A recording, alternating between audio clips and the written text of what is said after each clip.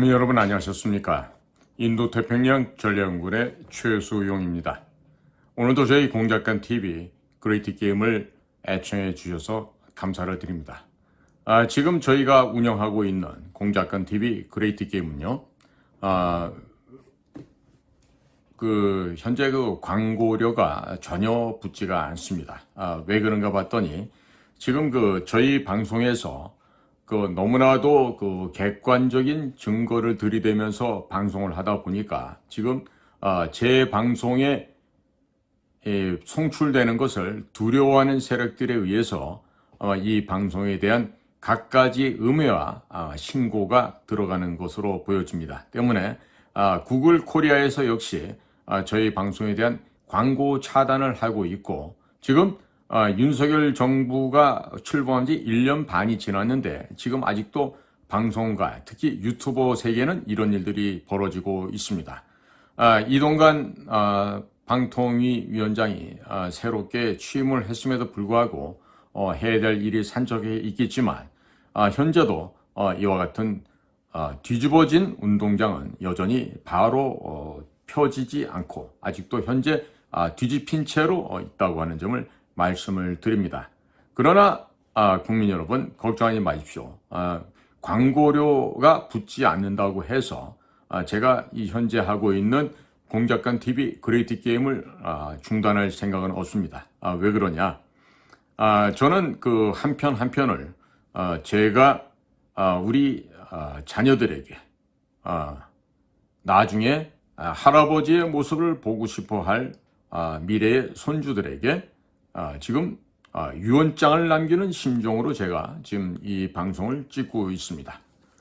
저는 일찍이 2020년도에도요, 8월 15일 이후에 코로나로 강제로 몰려서 양성도 아닌데 양성이라고 판정을 받으면서 1차, 2차 이렇게 병원을 이송을 당하면서 물경 2달 가까이 혼수 상태에 빠져서 폐혈증까지 갔던 그런 사람입니다. 그럼에도 불구하고 하늘에서 돌봐주심으로 인해서 죽음의 사선을 넘을 수가 있었고, 이후에 건강을 점차로 회복하면서 후배들의 권유와 후배들의 또 부탁 등으로 인해서 유튜버까지 하게 되었습니다. 그리고 오늘날 점차적으로 보다 많은 일들을 하면서 또 자유민주당에서는 국가정보원, 국정원 정상화 위원장의 역할 또한 맡고 있으면서 앞으로 고영주 대표께서 정치를 크게 만들어 나가실 때 필요한 국가정보 그리고 비밀 공작 첩보 기구를 어떻게 만들고 나가셔야 될지 그러한 역할을 제가 이제 앞으로 옆에서 수행을 하게 될 것입니다. 자, 그런데요, 이번에 지금 이스라엘에서 벌어진 하마스의 기습 공격을 보면서 이러저러한 말들이 아주 많이 나옵니다. 자, 그런데 우리가 여기서 조심해야 될 게 있어요. 이스라엘이 여기서 끝나지 않습니다. 저는 믿습니다. 이스라엘의 성향과 또 그들의 역량을 믿고 있기 때문에 이스라엘의 군사력, 이스라엘리 디펜스 포스 해서 IDF가 있는데요. 이 이스라엘의 군사력은요, 거의 올라운드 플레이어입니다. 혹은 농구에서 말하는 올코트 플레이어, 이것을 빼다 박은 그와 같은 군대 조직이 되겠습니다. 좁은 국토 면적에 사방이 적으로 둘러싸여 있기 때문에 항시 어느 한 점에서 전쟁이 되는 게 아니라 동시다발적으로 입체적으로 곳곳에서 적들의 침략을 받을 수가 있습니다. 그렇기 때문에 침투도 막아야 되지만 동시에 그것을 반격을 해야 됩니다. 그렇기 때문에 정규전을 하든 게릴라전을 하든 어떠한 식의 전투를 하든지 간에 이스라엘 군대는 그 전쟁 방식에 익숙해져 있어야만 하겠습니다. 그리고 나라를 지키는 이 국가 안보에 있어서 남녀노소가 없고 여야가 없고 국내외가 없습니다.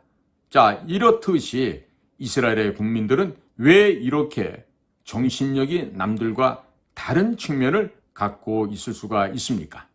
동시에 민간 조직과 군대는요, 첨단 기술을 서로 주고받으면서 서로 자승자박하는 것이 아니라 상호 협력, 상부상조하는 대단히 아름다운 모습을 견지하고 있습니다. 이런 것들이야말로 이스라엘이 아랍 제국의 위협 속에서도 지금까지 1948년 5월 14일 건국한 이래 오늘날까지도 국민 1인당 GDP가 5만 4천 달러에 이르는 아주 부강하고 잘 사는 네게브 사막에서의 풍요로운 젖과 꿀이 흐르는 현대판 가나안을 형성해 놓은 것이 바로 이스라엘이다라고 하겠습니다.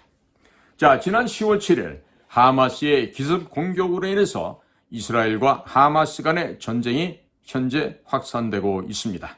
가자 지구에 대한 이스라엘의 보복 공격이 지금 진행이 되고 있고, 또 이란과 이란의 행동 대원이라고 할 수 있는 하마스, 그리고 이슬라믹 지하드, 또 레바논에 있는 헤즈볼라, 그리고 시리아의 대응 또한 만만치도 않을 뿐만 아니라 매우 심상치 않은 모습을 노정하고 있습니다. 사실 이번에 이스라엘의 아이언돔이 뚫리면서 이스라엘은 체면을 심하게 구기게 되었습니다. 더더군다나 신출귀몰한 정보력을 구비하고 있다고 하는 신베트 국내 비밀 첩보기관, 그리고 모사드 해외 비밀 첩보 공작기관이 이러한 공격 예측은 못했고, 군 정보부 아만 역시 여기에 대한 뚜렷한 대비를 못했던 것으로 밝혀졌었습니다. 자, 그래서 하마스가 20여 분간 로켓포 한 5천여 발을 쏘아대면서 그냥 아이언돔이 뚫려버리고 말았는데요. 지난 5월 달에 아마 하마스가 쏜 270발의 로켓 중에 단 3발을 놓치고 나머지를 모두 격퇴시켰던 아이언돔의 그 역량을 대비해 봤을 때 이번에 왠지 모르게 석연치 않은 이런 씁쓸함이 남아있기도 합니다. 그래서 지금 현재 실험 중이라고 하는 그 아이언 빔, 전자 레이저 빔 무기를 이제 조기 투입하기로 했다고 하죠. 그리고 이것이 최대 7km 거리로부터 미사일 혹은 로켓, 드론 등을 단돈 4,700원에 요격할 수 있도록 설계됐다 그러는데요. 아마 국산 제품은 2,000원대에서 요격할 수 있도록 설계된 것으로 알고 있습니다. 다만 이와 같은 그 레이저 무기들이 날씨가 흐릴 경우에 이 초점이 흐려지고 효과가 사라지는 등의 문제가 발생할 수도 있기 때문에 현재 일단 이스라엘에서는 아이언돔을 유지하되 그것을 보충하기 위한 보조 무기로 아이언 빔을 이제 투입하고 한다고 합니다. 자, 여기에다가 이스라엘은 지나간 세월 동안에 개발했던 5세대 메르카바 전차라고 하는 바락, 바락은 그 유명한 장군의 이름인데요. 이 바락을 지난 9월에 공개를 했었는데 이번에 전쟁이 발생함으로 인해서 곧장 전선에 배치를 했다고 합니다.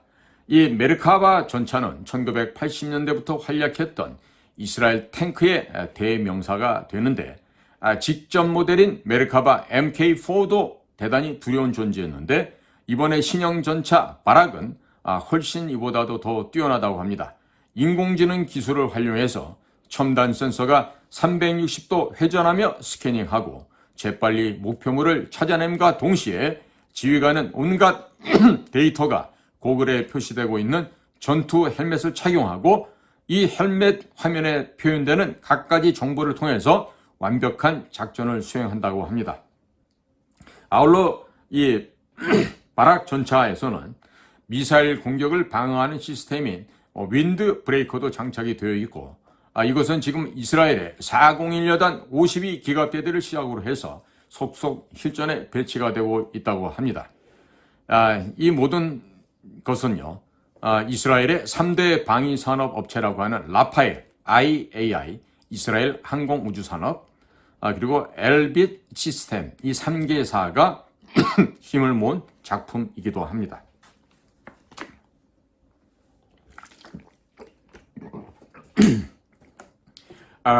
누구든지 이스라엘을 방문하게 되면 평상시에도 소총을 둘러매고 버스나 트램을 타고 다니는 군인을 손쉽게 보실 수가 있습니다. 다른 나라에서는 좀처럼 볼 수 없는 진귀한 풍경이 되겠는데요. 과연 이스라엘 군사력은 이렇게 어떤 정도의 수준일까요? 그리고 이스라엘은 세계 최고의 무기 수준과 그리고 운용 시스템을 보유하고 있다고 하는데 그 이스라엘 군대는 과연 어떠한 조직일까요? 그래서 이스라엘 방위군이라고 하는 Israel Defense Forces, 이 IDF에 대해서 잠깐 살펴보기 전에 그 IDF를 형성하고 있는 핵심 세포들이 있습니다. 바로 그게 이스라엘의 유능한 젊은 세포, 젊은 피들인데 바로 그와 같은 제도의 이름을 소위 탈피오트라고 합니다. TALPIOT, 탈피오트인데 이것은 히란말로 최고의 범접이 불가능한 지고지상이라고 하는 이런 그 수프림, 최고라는 뜻을 가지고 있는 그런 의미가 되겠습니다. 자, 그래서 이 탈피오트 제도는요, 고교 졸업자들을 대상으로 소수의 엘리트들을 선발해서 첨단 군사과학 분야의 인재로 육성함으로써 이스라엘을 현재처럼 인류 최강의 강국으로 만드는데 근간이 된 세포로서 평가를 받고 있습니다. 소위 국방과학기술 전문 장교 육성 제도라 할 수 있습니다. 그러니까 이들은요, 어떻게 선발하는지 그 제도의 내용을 살펴보면요, 가장 큰 성공 요인이 우수한 교육 과정 그리고 탁월한 성과를 바탕으로 하는 이 탈피오트 제도의 높은 우점, 이론점을 주된 평판으로 살펴볼 수가 있겠습니다. 탈피오트는 누구나 가고 싶다고 해서 갈 수 있는 그런 곳이 아닙니다. 예를 들어서 고등학교 과정에서 뽑을 때도요, 가장 리더십 있고 체력이 뛰어나며 운동도 잘하고 공부도 잘하고 지력도 있고 또 종합 인성 검사 또 IQ 검사 이런 것들 통해서 가장 지력이 우수한 사람을 선발하는 바로 그런 제도가 이 탈피오트가 되겠습니다. 그래서 20대 초반의 영재들을 선발하고 우수한 교육과 특혜를 제공하는 한편 졸업할 때는 탈피온이라고 하는 아주 명예스러운 영예를 수여하게 됩니다. 또 졸업한 이후에도 탈피오트 졸업생들은 탈피오트 플러스 네트 해서 탈피넷이라고 하는 네트워크를 형성하고 인적 유대관계를 통해서 서로가 서로를 견인하고 도와주는 역할을 하고 있습니다.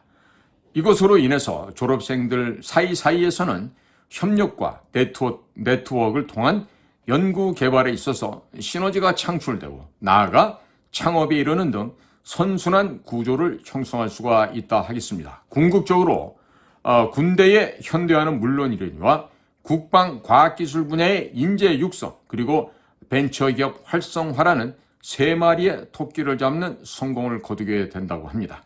많은 지정학적인 안보 환경이나 경제 환경에 있어서 대한민국과 유사점이 매우 많은 이스라엘의 이와 같은 성공 사례는 우리가 현행 진행하고 있는 과학기술 전문 사관 제도의 새로운 개선 및 국방 과학기술 인재 육성 제도 수립에 있어서도 필요한 점을 많이 제공하고 있다고 하겠습니다.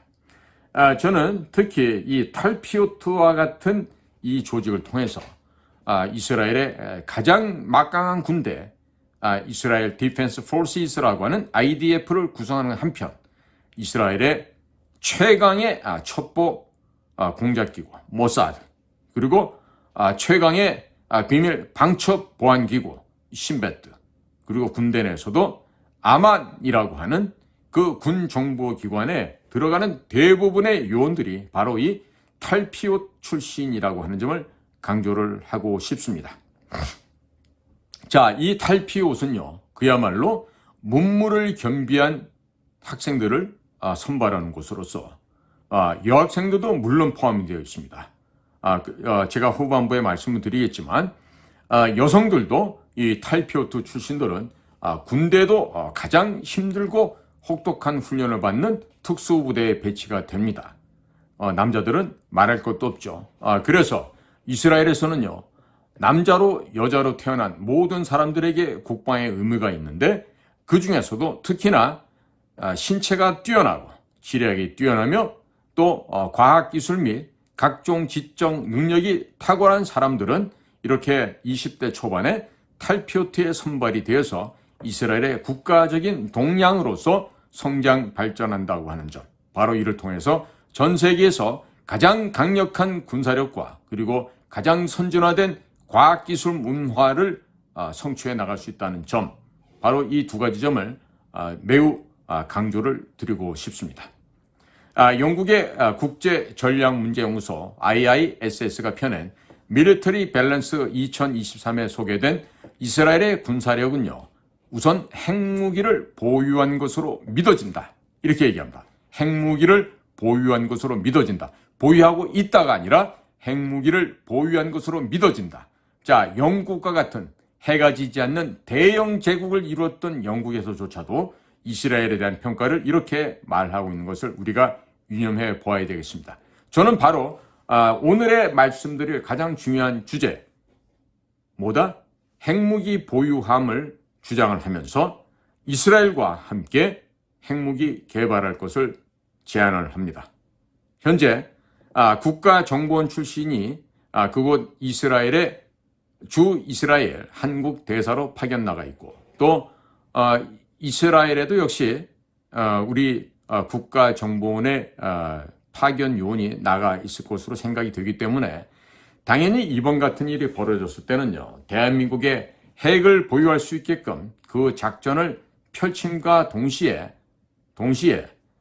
이스라엘 군과 이스라엘 비밀 첩보 공작기구와 함께 북한 지역을 때려 부수고 수복할 수 있는 바로 결정적인 계기를 마련해야 됨을 오늘 말씀을 드리고자 합니다. 자, 이스라엘은 현역 군인이 16만 9,500, 또 예비군이 46만 5천이 된다 그러는데, 자, 그 중에서도 특히나 근특수부대 샤이렌 메트칼, 그리고 첩보 비밀 공작 업무를 완수하고 있는 모사드와 함께 절호의 기회를 활용한 대북 공작, 우리의 주적인 북한 괴뢰를 섬멸하는 그 공작 사업을 추진해야 되겠다. 이번에 기회를 놓쳐버린다면 두 번 다시 이와 같이 천재일우의 기회가 오지 않을 것이라는 점을 염두에 두고 대한민국의 비밀 특수부대와 그리고 대한민국의 비밀 첩보 공작 기관이 만일에 아직도 살아있다라면은 이 일을 해야 된다고 저는 확신하고 있습니다. 무장하는 측면에 있어서는 국토 면적이 좁지, 보유하고 있는 공군의 전투기라든지 또 육군의 탱크라든지 이런 점들은 지금 유럽의 어느 국가보다도 능가하는 막강한 전투력을 보유하고 있는 것이 바로 이스라엘이 되겠습니다. 자, 그래서 이와 같은 이스라엘의 무장 능력은 차치한다 하더라도요, 이들이 과연 돈을 얼마를 쓸지 스톡홀름에 있는 국제평화문제연구소 시프리에서 발표한 자료에 따르면요, 2020년도에 이스라엘 국방비 지출은 총 234억 달러로서 국내 총생산 GDP의 4.5%를 차지하고 있다고 합니다.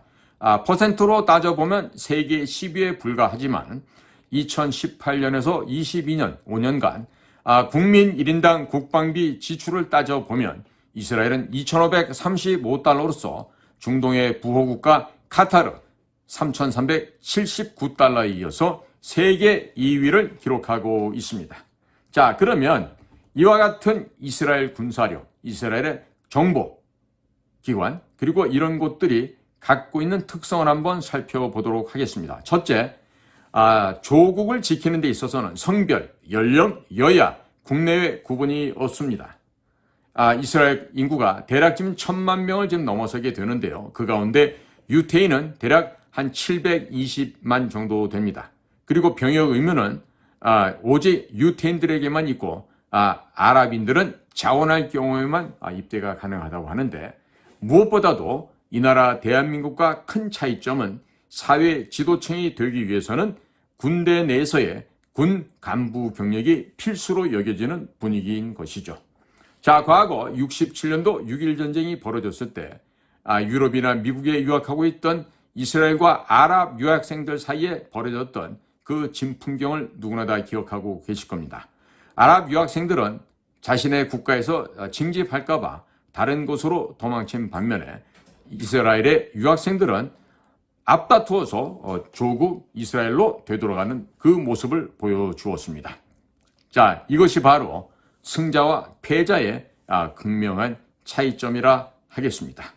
자, 지금 보면은요, 현재에도 하마스와의 전쟁이 발생하게 되자 전 세계에서 사업이나 공부를 하던 예비군들이 자발적으로 귀국을 하고 있습니다. 이것이 바로 이스라엘 국민들의 남다른 특징이다, 이렇게 강조를 할 수가 있겠습니다. 과연 그러면 우리나라의 젊은이들은 어떻게 할까요? 대한민국의 전쟁이 벌어졌으면 올까요, 안 올까요? 특히나 사회 지도층의 자제분들이 올까요? 아마 그럴 가능성은 없겠죠. 벌써 군대를 가기 싫어서 아버지가 청와대 비서관을 하거나 경찰 고위직에 있거나 혹은 국정원에 있거나 장군이거나 하면은 군대를 빼는 것이 우리나라에서는 미덕으로 되어 있었죠. 자, 그와 같은 이 나라의 현실이기 때문에 이스라엘을 본받는다는 건요, 말처럼 쉬운 일이 아니에요. 지금 최근에 1년 반 전에 누가 국가정보원장에 취임을 하면서 대통령이 말씀하신 대로 이스라엘의 모사드를 롤모델로 해서 이 모사드를 담고자 한다는데요. 지나가는 개들도 웃지 못할 그런 일이 된다고 보겠습니다. 자, 특히나 이스라엘에서는요, 제가 지금 탈피오트라는 제도를 말씀드렸죠. 그러니까 유태인의 그 청소년들이 고등학교 3학년 졸업반이 되면요, 공군조종사, 또 과학기술특별사관이라고 해서는 탈피오트, 그리고 사이버 부대, 특수부대, 정보국 입대를 하기 위해서 각기 시험을 봅니다.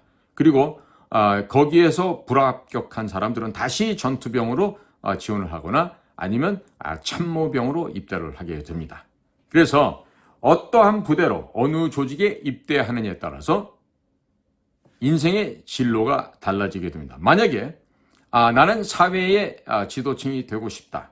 그러면 바로 특수부대, 샤이렌 메트칼, 혹은 정보부대, 혹은 전투부대 쪽으로 지원을 하게 되겠죠.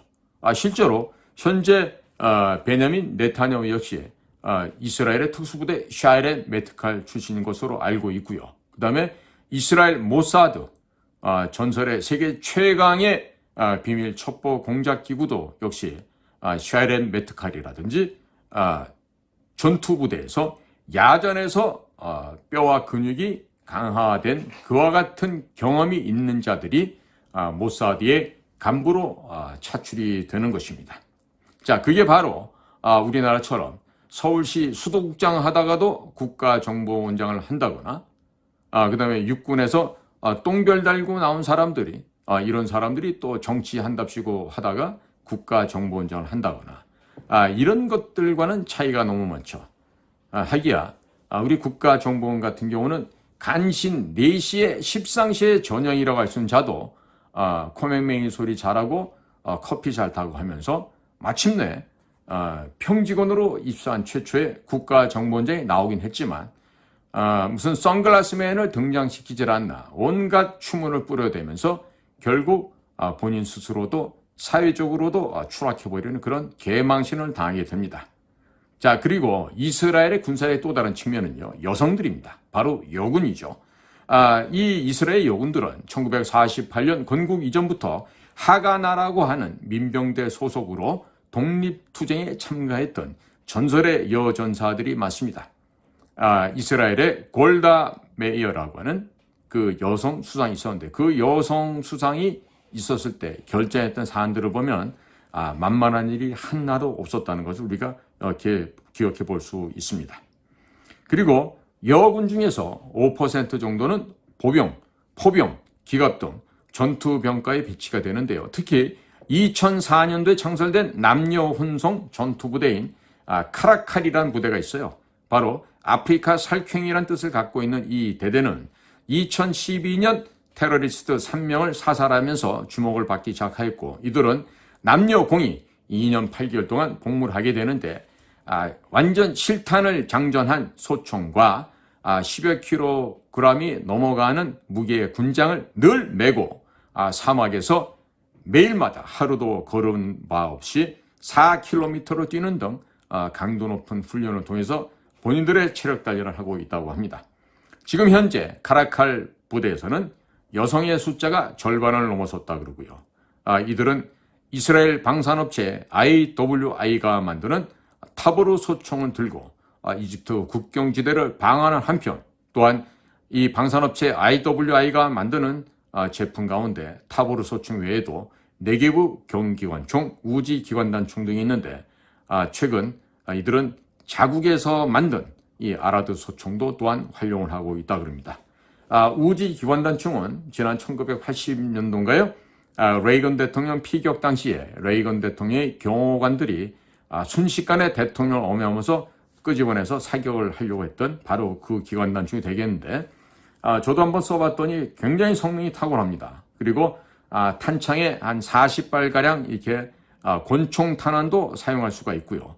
또 탄창 자체가 좁고 가늘고 깁니다. 바로 우지 기관단총, 손잡이에 이렇게 들어갈 수가 있는데 매우 효율적인 기관단총이었다는 그런 추억을 갖고 있습니다.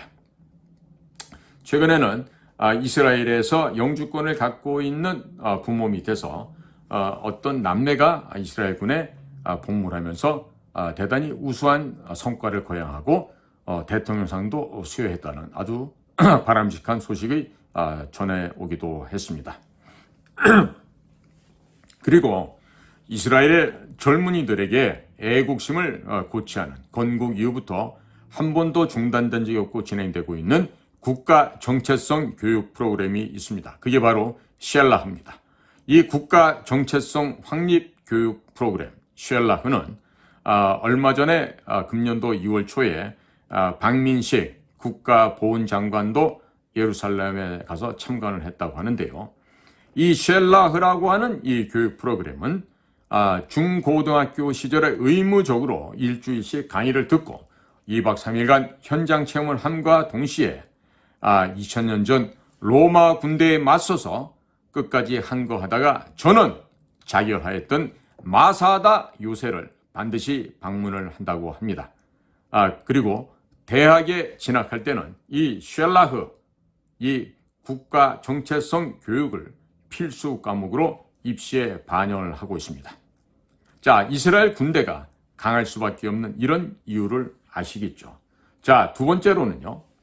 이스라엘 군대는 항시 동시다발적인 공격에 대응하는 국방 전략을 수립해 놓고 있습니다. 그 이유는 이스라엘이 사방이 적들에게 둘러싸여 있기 때문이죠.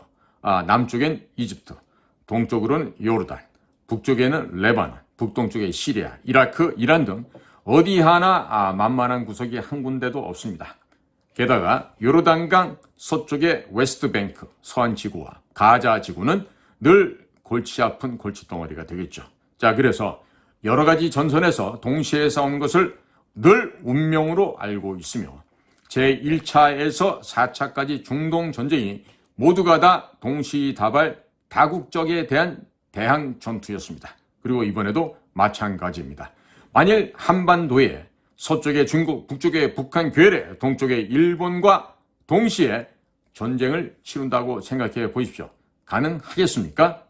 자, 따라서 우리는 이스라엘이 현재 수립하고 추진하고 실천해오고 있는 선제기습, 속전속결, 적의 영토 지역 내에서 전쟁을 수행하는 이 세 가지 요인을 우리도 본받아야 한다고 생각합니다. 즉, 영토가 협소하기 때문에 방어하기보다는 우세한 공군력을 활용해서 선제 공격을 선호하고 또 초기부터 전투가 벌어지는 지역을 적국의 영토 내로 전환을 해서 이스라엘 땅에는 미치는 피해, 가능할 수 있는 피해는 최소화하는 전략을 이스라엘 군대는 유지하고 있습니다. 자, 여기에서 베일에 쌓인 98 유령부대를 잠시 소개를 하고자 합니다.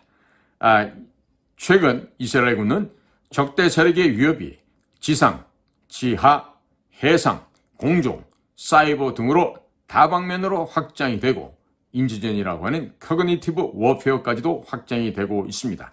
자, 그러기 위해서 이 모든 종류의 전쟁에 대응하기 위한 대응 시간을 줄이기 위한 고민을 해왔다고 합니다. 가령 이란에 대해서는 ICBM을 이용한 핵 미사일뿐만 아니라 사이버 공격으로 지금 위협을 받고 있죠. 그리고 레바논에 있는 헤즈볼라 그리고 시리아는 국경 일대와 연안에서 국지적인 충돌이 잦습니다. 그리고 하마스는 지난 10월 7일 침공 이전에도 도시 공간과 지하 터널을 활용해서 테러와 로켓 발사를 지속적으로 감행해 왔었습니다. 따라서 이스라엘은 2020년 1월 야론 핀켈만 준장이 지휘하고 있는 98 공수사단 예하의 다영역 작전부대, 즉 멀티 디멘셔널 유닛을 설립을 하고 2년 전부터 실전에 투입을 하고 있습니다. 별명이 98 유령 부대인데 실체는 베일에 쌓여져 있다고 합니다.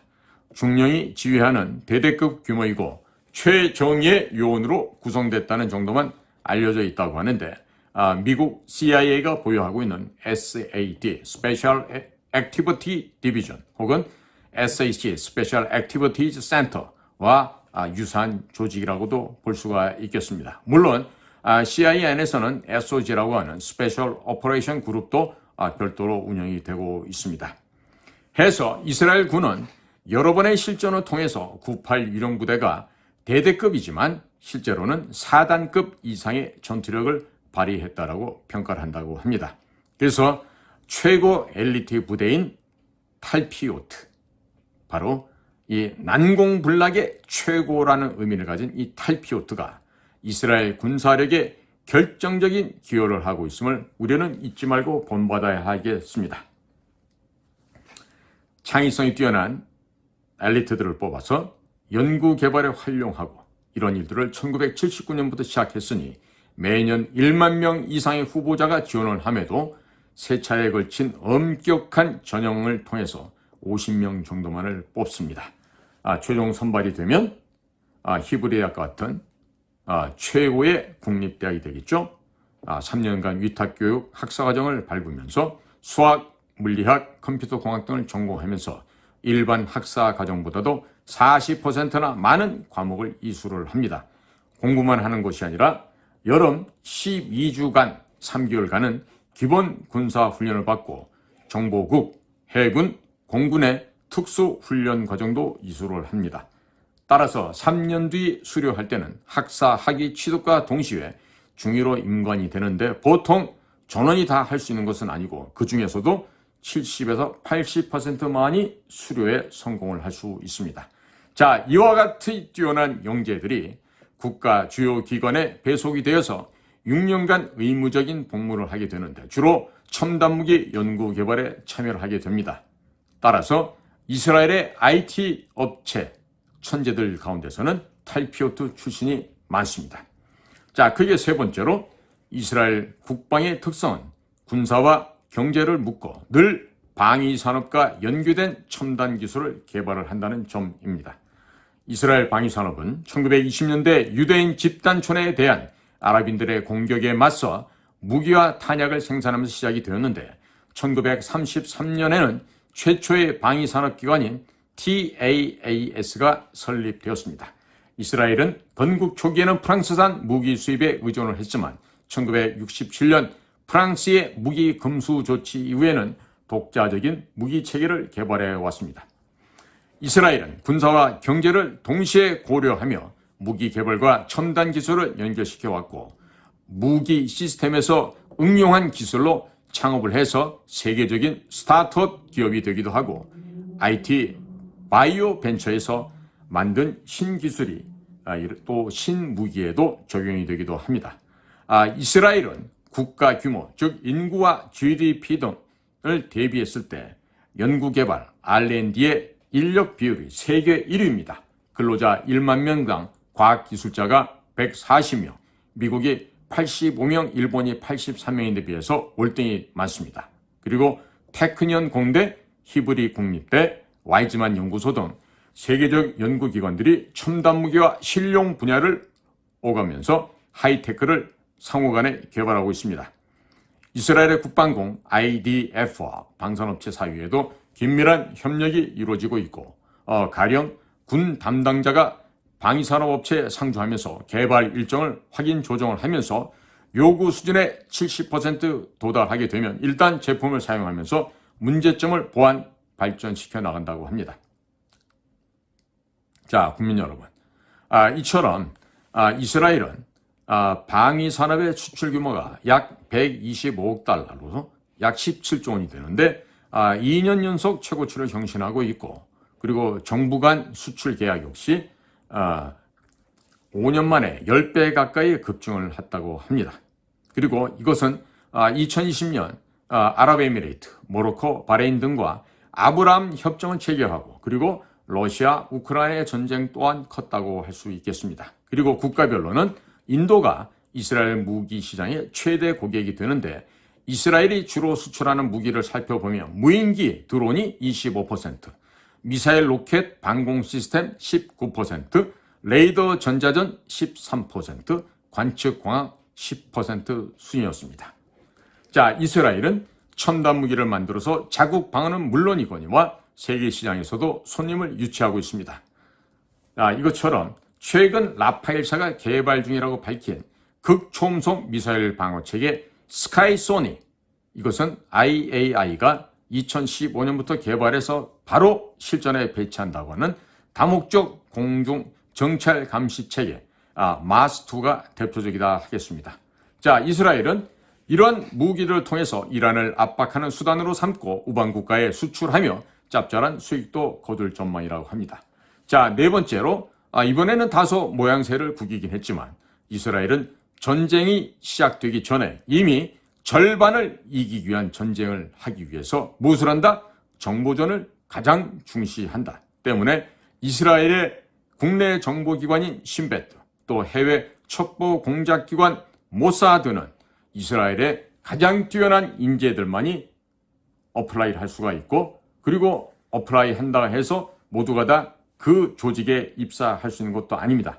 자, 그만큼 이스라엘의 국가정보전, 국가공작기획력, 또 추진력, 이것들은 가히 다른 나라가 범접할 수 없는 세계 최고의 능력을 구비하고 있습니다. 자, 그렇기 때문에 무엇보다도 해외 비밀 첩보 공작기관인 모사드, 그리고 국내 정보 방첩 보안기관인 신베트, 그리고 군사 정보기관인 아말, 이 3개 기관이 세계 최고 수준의 비밀 정보 공작 방첩 활동을 전개해 오고 있습니다. 그리고 이들은 발전한 장비를 통해서 신호정보, 시그널 인텔리전트, 시긴트와 그리고 가장 막강한 휴먼 인텔리전트, 인적 정보를 중심으로 해서 최근에 들어서는 이미저리 일렉트로닉, 이미넌트, 영상정보, 그리고 공개정보, 오신트 모든 영역을 활용해서 정보를 수집, 분석하고 있습니다. 자, 그리고 이들은 또한 미국과도 아주 긴밀한 협조를 유지해 오고 있습니다. 최근에도 보면요, 하마스가 이 거짓 정보와 기만 전술을 갖다 펼치는 데 있어서 지금 그 가자 지구내에 있는 병원을 갖다가 이스라엘이 공습을 했다. 그래서 어린아이와 환자들 수백 명이 죽었다는데, 사실 알고 보면요, 이슬라믹 지하드라고 하는 극렬 그 무슬림주의자들에 의해서 벌어졌던 그런 일이에요. 그러니까 이와 같이 심리전이나 선전선동을 하마스가 잘하는 것처럼 보여지지만, 혹은 헤즈볼라가 잘하는 것처럼 보이지만 사실은 다 알고 보고 대비하고 있다. 이런 말씀을 드릴 수가 있겠습니다. 특히나 이스라엘의 8200 부대 혹은 8200이라고 하는 이 부대는요, 암호 해독이나 첩보, 신호 수집 등 이른바 시긴트 분야의 최고 전문가 집단들입니다. 지금 미국의 국가안보국 NSA, National Security Agency와 그리고 영국의 정보통신본부 GCHQ와 맞먹는 수준으로서 전 세계의 거의 탑티어의 이런 역량을 발휘하고 있습니다. 또한 8200 부대는 그 부대 출신들이 세계적인 벤처기업 스타들로 변신을 하게 되자 탈피오트와 함께 스타트업 사관학교로 새로운 명성을 불리고 있습니다. 자, 이것처럼 이스라엘의 능력은 발휘되는 분야가 한두 군데가 아닙니다. 그리고 끝으로 이스라엘은 평소 군사력이 있어서도 자주 국방을 강조를 하고 있죠. 그렇지만 또 안보적인 위기를 당하게 되면 미국과 손잡는 것을 잃어버리지 않고 있습니다. 그리고 미국 역시 대이스라엘 군사원조 프로그램 Foreign Military Financing FMC를 통해서 연간 38억 달러 규모를 지원하고 있습니다. 자, 이 금액의 상당 부분은 도로 미국 무기를 구매하는 데 사용이 되고 있겠죠. 자, 이번 전쟁에도 미국 조 바이든 대통령의 전면적이고 적지 않은 전폭적인 지지가 있는 것으로 관찰이 됩니다. 자, 국민 여러분, 지금 이스라엘에 발전하고 있는 국방과 그리고 그들이 보유하고 있는 비밀 첩보 공작기관에 대한 설명을 해드렸는데요. 과연 그럼 대한민국은 어느 수준에 와 있습니까, 지금? 냉정하게 가슴에 손을 얹고 생각만 할 게 아니라 부족한 면이 있다면 고치고 수정하고 보완시켜 나가야 되겠죠?